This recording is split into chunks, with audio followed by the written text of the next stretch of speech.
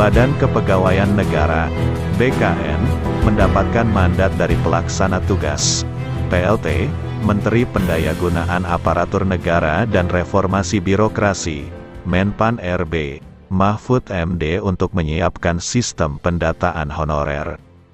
Amanat tersebut dituangkan dalam Surat Edaran Nomor B/ISIIMSM 0100/2022 tertanggal 22 Juli.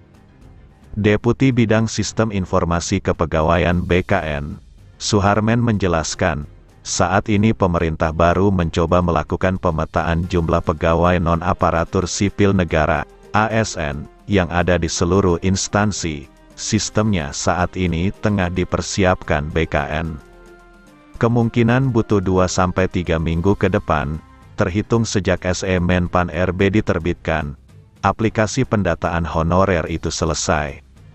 Insya Allah paling cepat pertengahan Agustus aplikasi pendataan honorer selesai, sampai dengan uji keamanan sistem oleh Badan Siber dan Sandi Negara, BSSN, kata Deputi Suharmen kepada jpnn.com, Senin, tanggal 1 Agustus tahun 2022.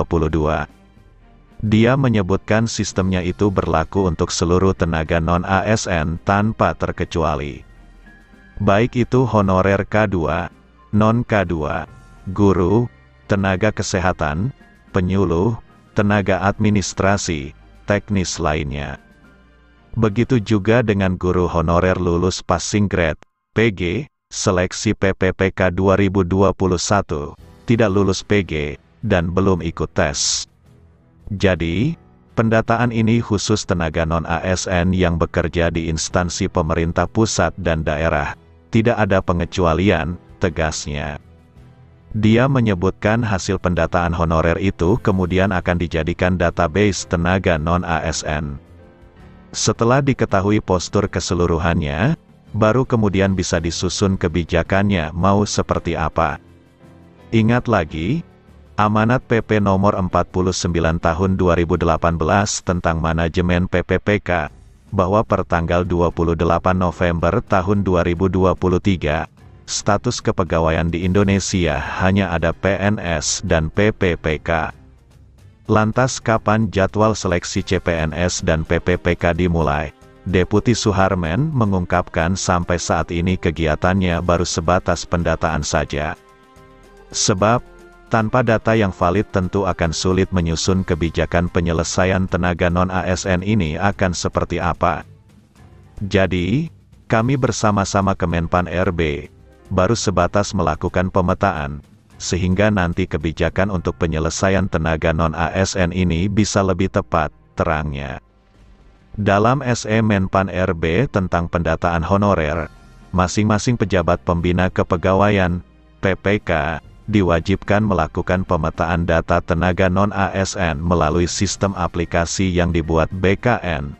Tenggat waktunya adalah tanggal 30 September tahun 2022. Nah, Deputi Suharmen menegaskan pengisian data honorer akan dilakukan Badan Kepegawaian Daerah, BKD, bukan masing-masing tenaga honorer. Kalau diserahkan kepada masing-masing tenaga honorer ada potensi data yang disampaikan tidak sesuai kondisi sebenarnya. Ini pengalaman pendataan tenaga honorer beberapa tahun lalu, ungkap Deputi Suharmen. 5 syarat pegawai non-ASN yang disasar pendataan honorer.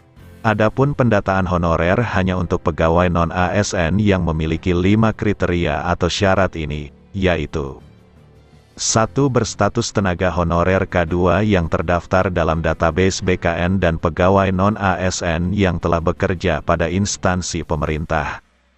2. Mendapatkan honorarium dengan mekanisme pembayaran langsung.